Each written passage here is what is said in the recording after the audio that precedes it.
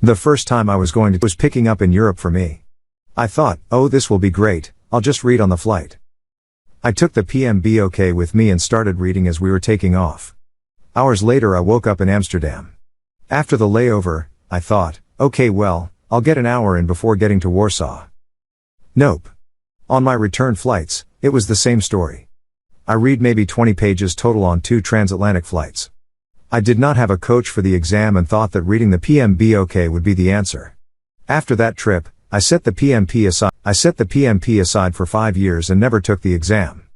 I was using the PMBOK and company provided resources to prepare back then. Looking back, a coach would have made a world of difference for me.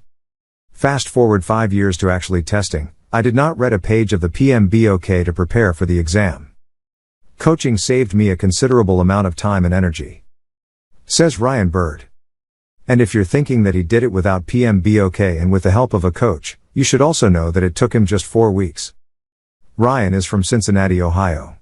He spent a decade and a half handling projects. He's a program manager at a Fortune 100 telecom company in the US, handling projects worth $60 million a year. When not working, Ryan is busy mentoring younger employees and coaching his kids' sports teams. What made you take up PMP? I was working for General Electric and PMP certification was being promoted within our PMO. I had already been certified as a Lean Six Sigma black belt several years prior.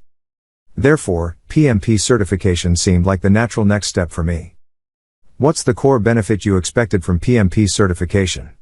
My original expectation of the PMP certification was that I would have a slight edge for promotion over similar candidates that did not. I think having the PMP certification serves as a credential booster.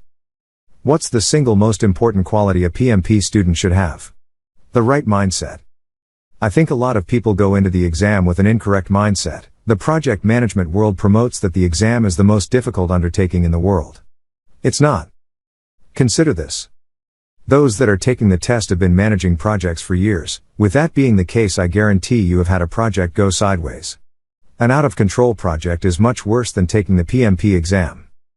You need to get your head straight if you are doubting yourself. Write out your prior victories. Focus on your prior successes. This is going to be another to add to the list. Start speaking that you are passing the exam.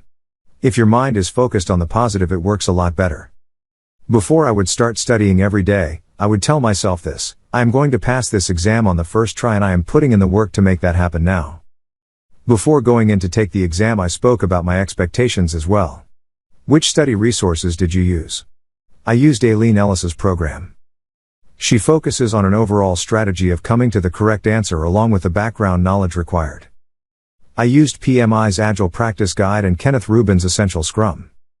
I read the practice guide and used Essential Scrum to support areas I was struggling with around Aileen's practice questions. In my first attempt at preparing for PMP exam, I did not have a coach. And I thought that reading the PMBOK would be the answer. After the struggle, I set the PMP aside for 5 years and never took the exam. Looking back, a coach would have made a world of difference for me. Fast forward 5 years to actually testing, I did not read a page of the PMBOK to prepare for the exam. PMP without PMBOK, that's a relief for many PMP students. What was your study approach?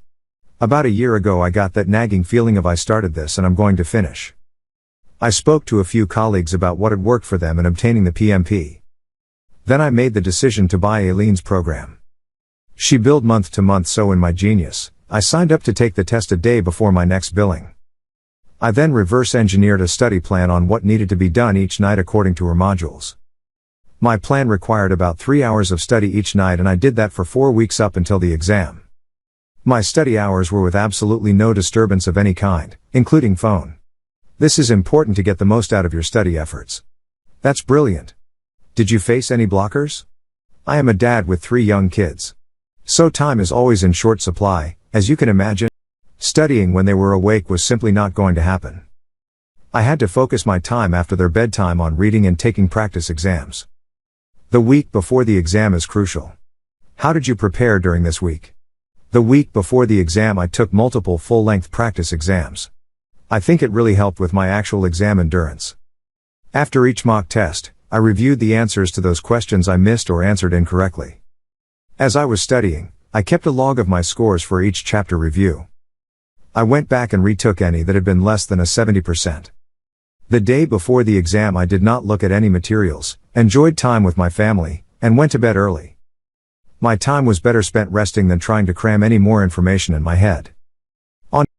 How was your exam experience? I opted to take the exam at a testing center.